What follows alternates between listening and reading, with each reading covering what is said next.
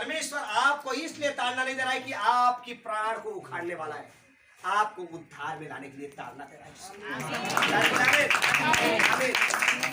देखो मैं आपको एक वचन बताता हूं।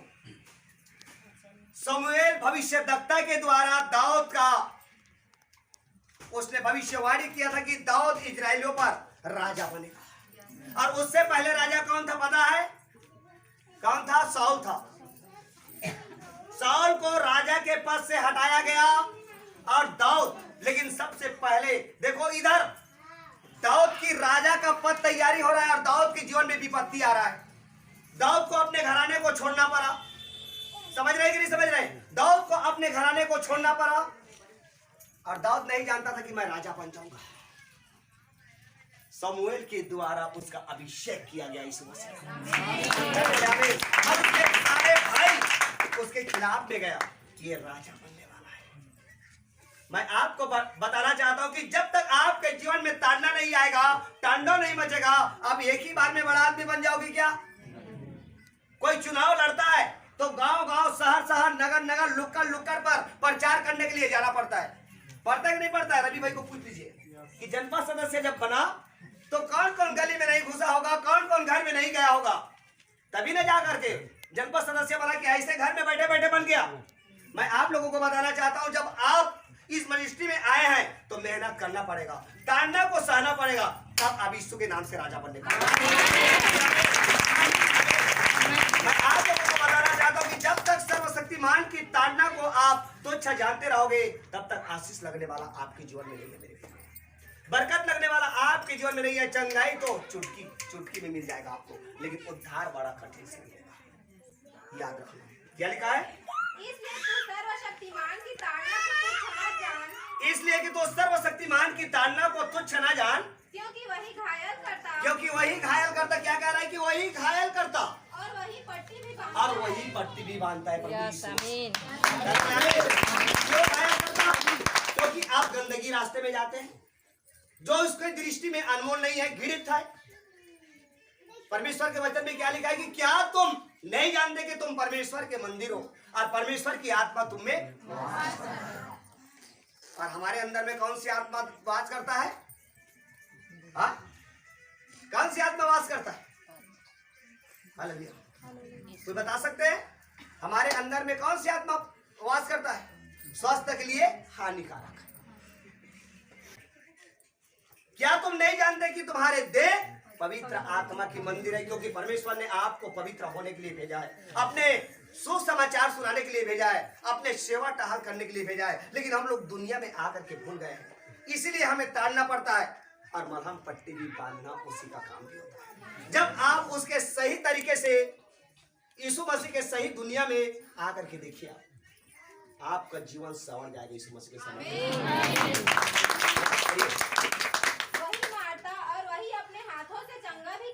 वही मारता और वही अपने हाथों से चंगा भी करता है यीशु मसीह। अरे बोले आमीन। जब उसके ताड़ना के अंदर में जब आप घुस जाओगे, आप आ जाओगे कि परमेश्वर मैं तो तेरा बेटा हूँ, मैं बिछड़ गया था, मैं बच चुका था, मैं संसार में था और संसार मेरा कुछ देने वाला नहीं है, लेकिन मैं आज जाना कि तू मेरा जिंदा खुदा है और मैं तेरे पास आया हूँ अपने जीवन को लेकर के। ये जीवन तेरा है। कि मैं बंदियों को सुसमाचार सुनाऊं और खेदित मन वालों को प्रचार करूं कि यीशु मसीह प्रभु है। हाँ?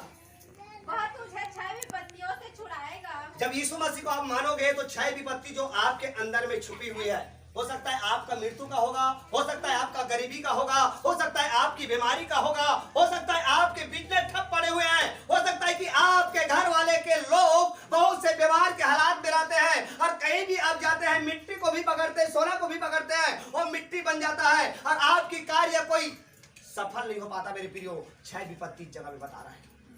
क्या यीशु मसीह को हमें मानना सही है या गलत है?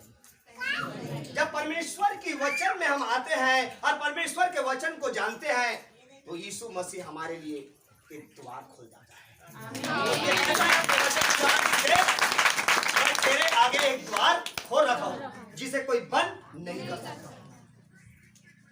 वो द्वार आशीष का द्वार है, वो 6 विपत्तियों से बचाने वाला द्वार है, वो 6 हानियों से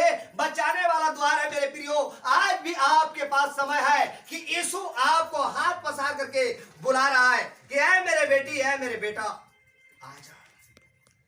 आज भी तेरे लिए मैं बेकरार हूं। जब हम यीशु मसीह के पास आते हैं कि तू मेरा पिता है, वो बोलता है कि तू मेरा प्रिय पुत्र है।